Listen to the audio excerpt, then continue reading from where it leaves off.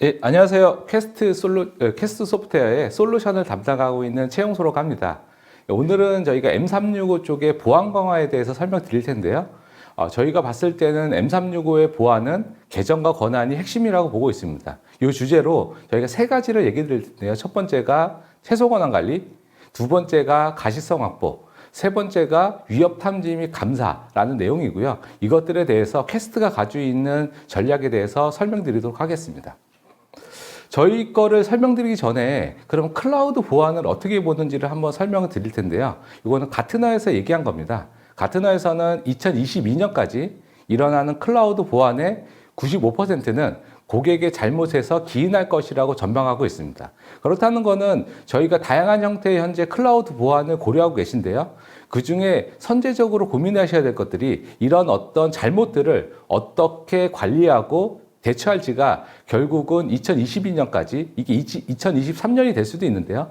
우리가 클라우드 보안을 강화하는데 핵심적인 요소로 보고 있습니다. 현재 저희가 봤을 때 그런 국내에서는 어떤 클라우드 사고가 있는지, 그다음에 글로벌하게는 어떤 사고들이 있는지를 간단하게 보도록 하겠습니다. 첫 번째입니다.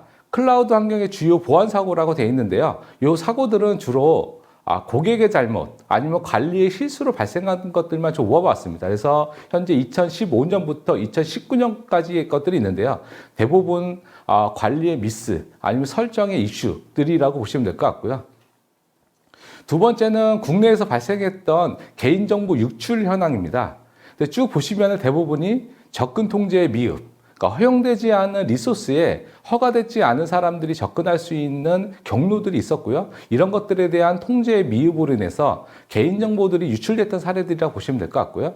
이 두 가지 사례들은 주로 대표적인 사례들이고 실제 클라우드 환경에서는 이게 보안 사고일 수도 있고요. 아니면은 다른 형태의 서비스의 장애일 수도 있는데 많은 것들이 고객의 실수, 어떤 관리의 미스 아니면 클라우드 이해의 미흡으로 인해서 현재 발생하고 있다라고 보고 있습니다. 그래서 클라우드 보안의 방향성에 대해서 요거는 한국정보진흥학회에서 나온 자료고요.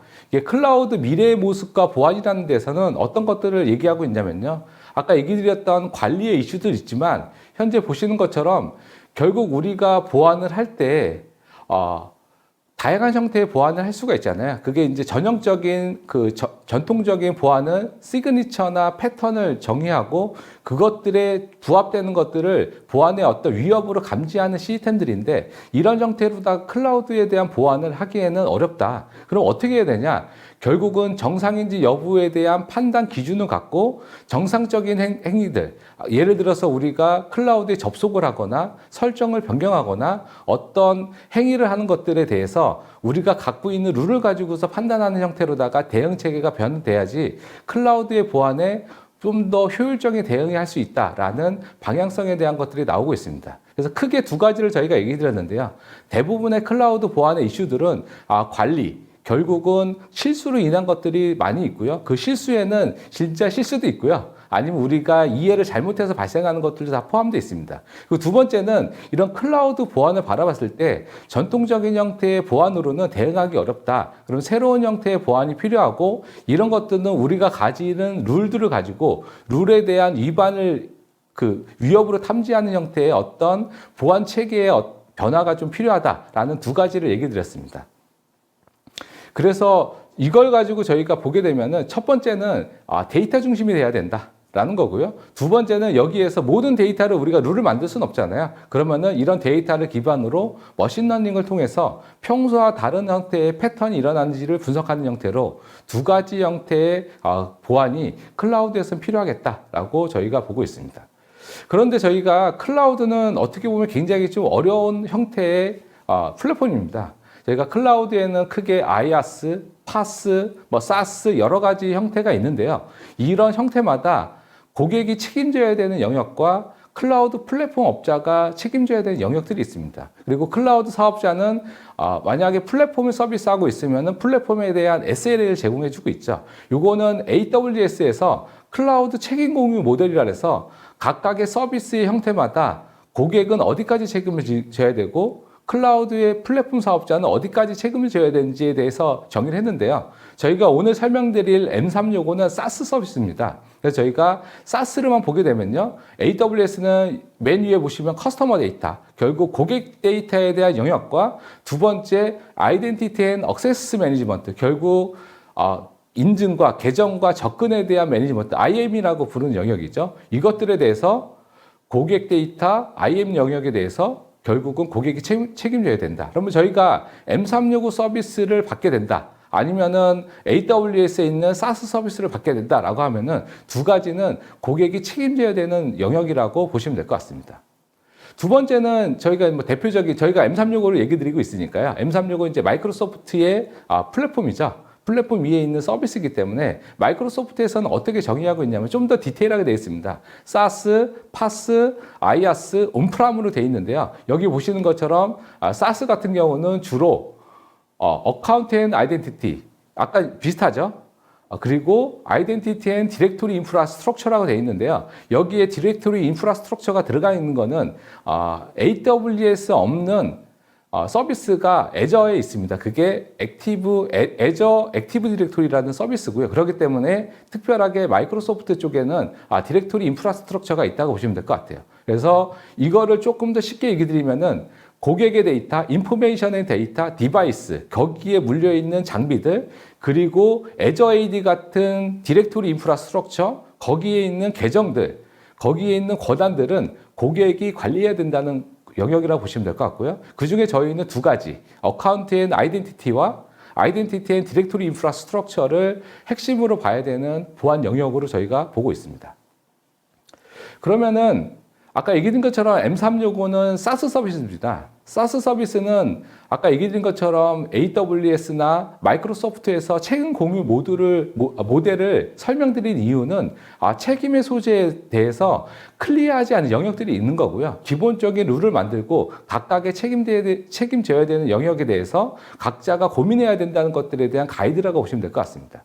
그래서 저희가 이거를 정리해 보면요. 첫 번째, M365 같은 SaaS 서비스는 고객이 계정에 대한 관리를 해야 되고요.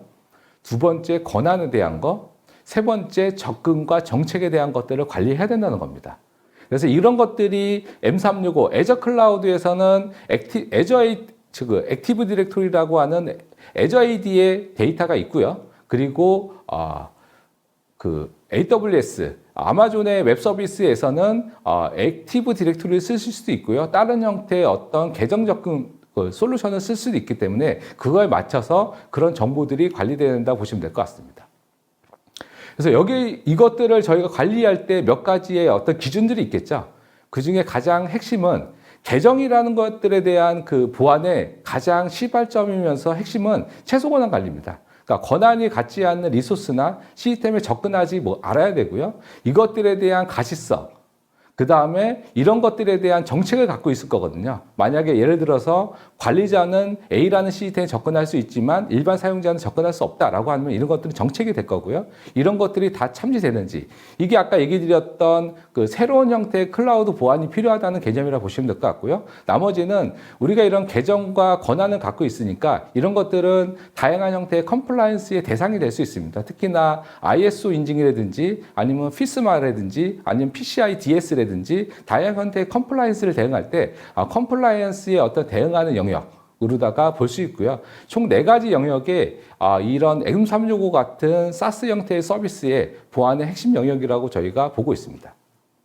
그 중에서 가장 핵심적인 요소인 최소 권한 관리에서 설명드리도록 하겠습니다.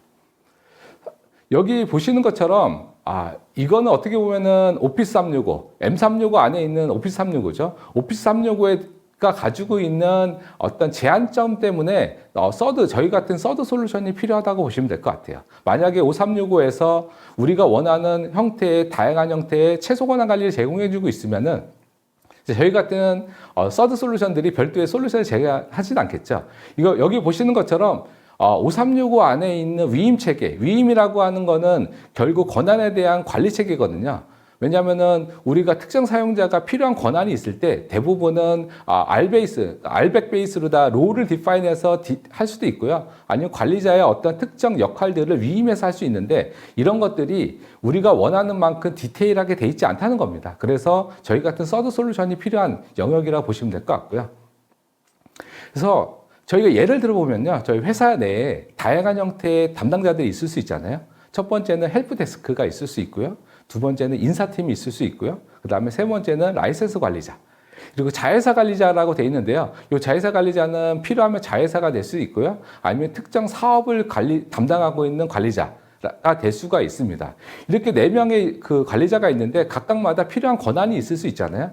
여기에서 하나만 예를 들면 헬프데스크다라고 하면은 뭐 주로 발생하는 것들이 뭐 특정 사용자가 패스워드를 잃어버렸다라고 하면은 그런 것들을 리셋해 주거나 아니면 특정 사용자가 원래 부서가 이동됐는데 제대로 부서 이동이 안 됐다라고 하면은 부서 이동에 대한 것들을 관리해 줘야 되는데 여기는 헬프데스크는 딱 해야 될 일들이 정의가 돼 있습니다. 인사팀도 마찬가지고요. 라이센스 관리자도 마찬가지고요. 자회사 관리자도 마찬가지입니다. 그런데 저희가 이런 그 역할이 있는데 이 사람이 원래 4가지의 역할에 대한 권한만 있으면 되는데 10가지를 줬다라고 했을 때 나머지 필요하지 않은 6가지의 권한을 위해서 발생할 수 있는 보안적 리스크를 해결하자라는 게 최소 권한 관리고요. 그래서 계정과 권한에서 가장 핵심이 되는 보안 요건이라고 보시면 될 것 같습니다. 저희가 금융 쪽에서는 금융이나 엔터프라이즈 쪽에서 갖고 있는 가장 일반적인 최소 권한 관리 개념이 단말에 관리자 계정을 사용하지 않는 것들, 이런 것들이 최소 권한 관리라고 보시면 될 것 같고요. 이런 최소 권한 관리를 하게 되면은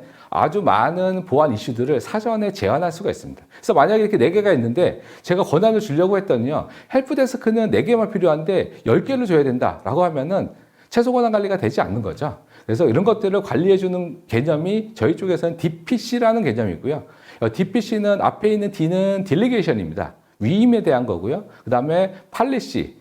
P는 팔리시고요. C는 컨트롤입니다. 그래서 위임 및 정책에 대한 어떤 제어를 해주는 서비스의 개념이라고 보시면 될 것 같고요. 얘는 기존에 있는 5365에서 갖고 있는 위임과 아니면 권한의 체계에서 우리가 원하는 것들을 좀 더 다양하게 정의할 수 있는 서비스, 확장을 제공해주는 개념이라고 보시면 될 것 같습니다.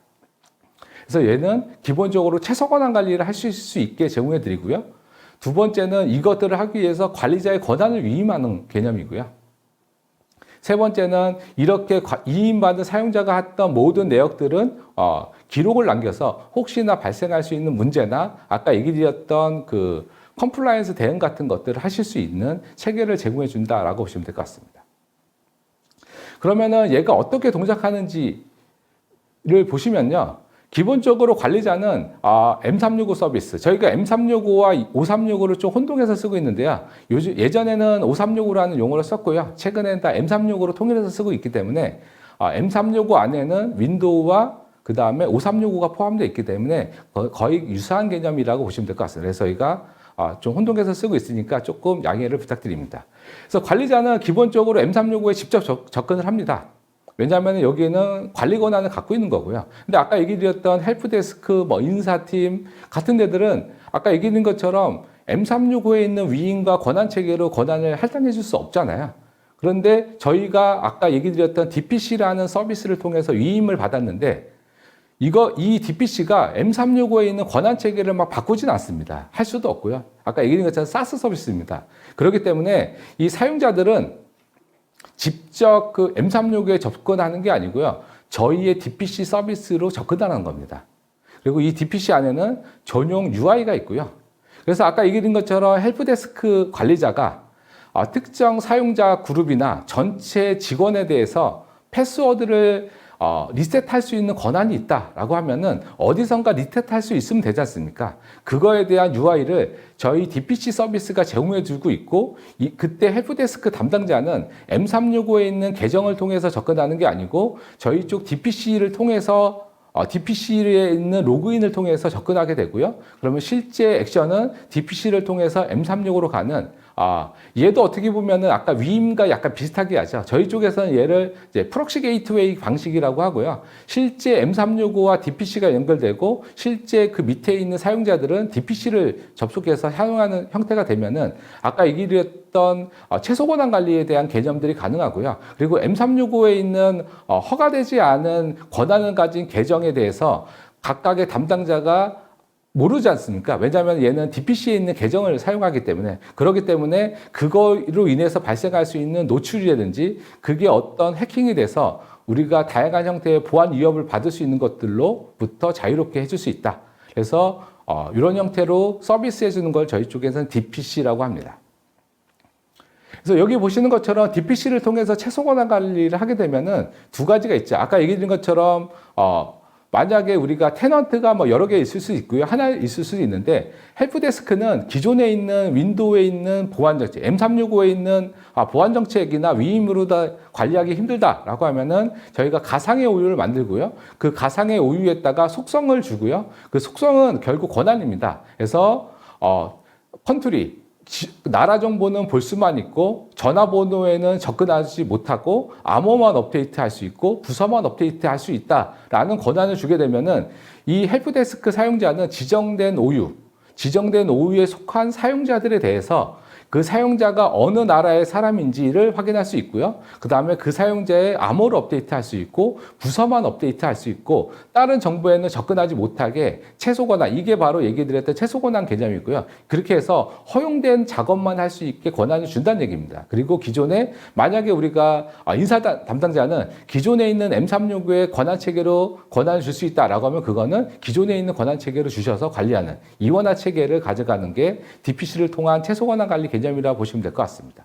이거는 특정 솔루션을 통하지 않던 우리가 사스 형태의 M365에 대해서 보안을 고민하고 계시다라고 하면은 최소 권한 관리는 핵심적인 보안 영역이라고 보셔야 될 것 같습니다. 두 번째가 가시성 확보입니다. 저희가 예를 들어서 아까 얘기 드린 것처럼 최소 권한 관리를 줬어요. 그런데 헬프데스크 사용자나 아니면은 다른 관리자들이 있을 수 있잖아요. 아까 얘기 드렸던 인사 담당자는 실제 M365에 접속해서 서비스나 어떤 설정을 변경할 수 있거든요. 이런 것들이 실제 어떻게 일어나고 있는지 DPC를 통하지 않고 직접 M365에 접속할 수도 있고요. 다양한 형태의 파워쉘을 통할 수도 있고요. 다양한 형태로다가 어떤 변경들이 일어날 수 있는데 이것들에 대해서 우리가 데이터 기반으로 파악할 수 있는지가 가시성 확보의 핵심이라고 보시면 될 것 같습니다. 보시면은 M365 안에도 당연히 리포팅망 분석이 있습니다. 거기에는 다양한 형태의 데이터들을 저희가 찍을 수 있고요. 예전에 보시면은 윈도우 환경에서는 감사 로고 같은 것들이죠. 이런 것들이 다 있습니다. 그런데 여기에는 좀 제약점들이 있다는 겁니다. 아까 얘기 드렸다시피 사스 서비스고요. 사스 서비스에 다양한 형태의 데이터들이 있는데 저희 같은 서드 솔루션들이 어떤 특정한 영역의 솔루션을 만들고 있다는 거는 기본 제공되는 것들이 고객의 니즈와 부합되지 않은 것들이 있고 보다 확장된 형태의 관리를 요구하거나 보안에 대한 니즈들이 마켓에 있다는 얘기고요. 그런 것들을 만족시키기 위해서 나오는 것들이 저희 같은 서드 솔루션이기 때문에 컨선들이 있다라고 저희가 보고 있고요. 저희가 컨선을 총 5개로 보고 있습니다. 첫 번째는 어덕션입니다. 어떤 실시간 현황 정보, 차트화되고 비주얼라이제이션 된 현황 정보에 대한 것들이 있고요. 두 번째는 사용량에 대한 것들, 세 번째는 그룹. 우리가 갖고 있는 그룹이 어떻게 누가 어떤 권한을 갖고 있는지에 대해서 관리하기가 쉽지 않다. 세 번째는 보안. 아까 얘기 드린 것처럼 우리가 만약에 5365 안에 있는 M365 안에 있는 서비스 중에 쉐어포인트로 하는 다큐멘트 서비스를 쓰고 있으면은 특정 다큐멘트는 누군가에게 권한을 줄 거지 않습니까? 그런 권한들에 대한 변경들은 애저 AD에서 그룹을 통해서 일어날 수도 있고요. 정책적인 거를 통해서 일어날 수 있는데 이런 것들을 손쉽게 확인할 수 있는가? 최근에 우리가 중요하게 회사에 중요한 정보가 있는데 최근 한 달 동안 접속 권한을 할당받은 사용자가 누구 있는지를 우리가 확인할 수 있는가? 이런 것들에 대해서 데이터는 있지만 우리가 편하게 확인할 수 있거나 신속하게 확인할 수 있는 것들이 제약이 있다는 거고요. 라이센스입니다. 사실은 이 클라우드 쪽은 라이센스 체계가 M365 쪽은 좀 복잡합니다. 그래서 E1, E5 여러 가지 라이센스 체계가 있고요. 그 라이센스마다 할당되는 사용자의 어사인을 하고 사용되는 것들이 있는데 진짜 우리가 구매한 라이센스들이 실제 사용자들한테 잘 활용되고 있는지 비용적인 어떤 누수는 없는지를 관리하는 게 라이센스 매니지먼트라고 보시면 될 것 같고요. 당연히 저희는 솔루션이니까요. 이 5가지의 컨센트에 대해서 이런 것들에 대한 한계나 아니면 고객들이 미흡하게 느끼는 것들에 대해서 대응해주는 개념이다라고 보시면 될 것 같습니다. 그 중에 저희가 핵심은 보안으로 보고 있고요. 그래서 저희가 대표적인 몇 가지를 보여드리면요. 첫 번째는 인시던트 통합입니다. 아까 얘기드린 것처럼 M365라는 서비스는 다양한 서비스의 서비스가 모여 있는 겁니다. 가장 많이 쓰는 게 익스체인지, 그 다음에 쉐어포인트, 팀즈, 거기에 다양한 형태의 서비스들이 있죠. 회사마다 쓰는 서비스가 틀릴 수 있습니다. 근데 이런 것들이 다 개별 서비스다 보니까 데이터들이 다 개별 쌓이게 돼 있습니다. 이것들을 통합해서 보게 되면요. 별도의 또 시스템을 구축해야 되고요. 데이터를 땡겨야 되고요. 데이터에 대한 분석들이 일어납니다. 저희는 솔루션이니까요. 당연히 이런 것들을 편하게 관리해 줄 수 있는 인시던트 통합 대시보드를 제공해 드리고 있고요. 이 대시보드 안에는 단순하게 서비스뿐만 아니고 애저 클라우드에서 MS가 별도로 제공해 주는 데이터들도 취합해서 보시기 편하게 제공해 드린다라고 보시면 될 것 같습니다. 그 다음에는 이제 라이센스 라이프 사이클 매니지먼트입니다. 얘기 드린 것처럼 라이센스는 심플합니다. 우리가 구매한 라이센스가 진짜 제대로 활용되고 있는지, 우리가 특정 사용자한테 팀즈를 사용할 수 있는 라이센스를 어사인해 주고 있는데 그 사용자 1년 동안 사용하지 않았다라고 하면 비용의 어떤 누수가 발생하는 거지 않습니까? 그런 것들을 어떻게 잘 관리해 줄 수 있는지가 라이센스 라이프 사이클 매니지먼트라고 보시면 될 것 같고요. 여기 보시는 것처럼 에버리지입니다. E3 라이센스를 사용하고 있는 고객에 1년 동안 그러니까 낭비되고 있는 라이센스가 150K. 저희 이제 원화로 하게 되면은 한 2억 조금 안 되겠죠. 최근에 환율이 많이 올라서 2억 정도 된다고 보시면 될 것 같습니다. 그리고 unused 라이센스, 우리가 구매했는데 사용하지 않는 것들. 이렇게 보시면 될 것 같아요. 그래서 얘는 5365를 사용하고 있는 340만 명의 데이터를 분석한 내용이고요. 만약에 우리가 비용이 높은 라이센스를 많이 쓰고 있다라고 하면 이런 것들은 더 높아질 거고요. 작은 규모로 쓰고 있으면 좀 작아지겠죠. 편차는 있겠지만 평균적으로 이 정도의 어떤 라이센스 누수가 있다라고 보시면 될 것 같습니다. 그다음에 서비스 모니터링 같은 경우는 저희가 멀티 레전을 쓸 수도 있고요. 우리 서비스가 글로벌하게 될 수도 있지 않습니까? 그럴 때 나라마다 각각의 클라우드 레전의 성능이나 아니면은 워크로드, 아니면은 가용성, 아니면은 SLA 같은 것들에 대해서 통합적인 레포트. 이거는 아까 얘기드렸던 M365 서비스라기보다는요, 애저 클라우드에서 제공해주는 데이터를 이용해서 제공해주는 정보라고 보시면 될 것 같습니다. 그 다음에는 국내에서는 팀즈를 많이 쓰지 않는데요. 글로벌하게는 이제 코비드가 되면서 팀즈가 굉장히 많이 사용되고 있고요. 그래서 저희가 팀즈 같은 어떤 서비스가 어느 정도 사용되고 있고 누가 사용을 많이 하고 있고 어떤 지역에서 많이 사용하고 있는지 아까 얘기드렸던 사용량이나 어답션에 대한 개념이라고 보시면 될 것 같습니다. 이게 가시성에 대한 거고요. 세 번째가 탐지입니다. 가시성이라는 거는 데이터를 주는 거고요. 데이터에 대한 해석을 어떻게 보면 관리자한테 좀 맡기는 겁니다. 아까 얘기 드린 것처럼 저희가 특정 사용자가 특정 권한을 갖게 됐다라고 하면 그 다음에 판단은 관리자가 좀 해야 되겠죠. 근데 위협 탐지 및 감사가 된다는 얘기는요. 사전에 이게 문제인지 아닌지에 대한 룰을 사전에 디파인 한다는 얘기고요. 그래서 관리자한테는 이런 게 문제 있어라고 알려주는 거고요. 이런 탐지 및 감사의 기본적인 거는 서비스를 사용하는 행위들을 기반으로 해서 한다라고 보시면 될 것 같습니다. 그래서 예를 들게 되면은 이런 것들입니다. 우리가 아까 얘기 드린 것처럼 M365를 쓰게 되면 가장 무조건 애저 AD를 쓰게 돼 있고요. 디폴트로 대부분은 이메일을 쓰고 계시죠. 거기에 필요에 따라서는 팀즈나 쉐어포인트 같은 것도 쓰실 수 있고요.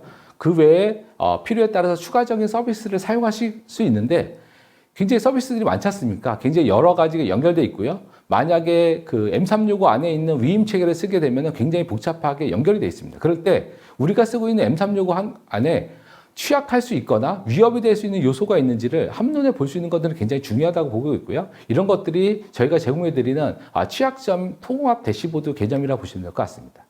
그리고 두 번째는 이런 것들을 다 보기가 어렵습니다. 그렇기 때문에 우리가 패턴 베이스나 아니면은 기계학습, 머신러닝이죠. 통해서 평소와 다른 행위들이 일어나는 것들을 자동으로 탐지해 주는 건 굉장히 중요하다고 보고 있고요. 그래서 저희도 당연히 여기에서 발생하는 비정상적인 행위들, 평소와 다른 형태의 로그인이 일어나고 있다든지 어떤 액션을 하고 있다는 것들을 자동으로 분석해서 행위, 비정상 행위들을 분석해주는 개념들이 포함되어 있다라고 보시면 될 것 같고요. 그다음에 세 번째는 저희가 아까 비저빌리티도 얘기 드렸고 컴플라이언스를 얘기 드렸는데요. 컴플라이언스의 핵심은 결국은 데이터입니다. 우리가 원하는 데이터를 볼 수 있냐. 그래서 첫 번째는 당연히 시각화고요.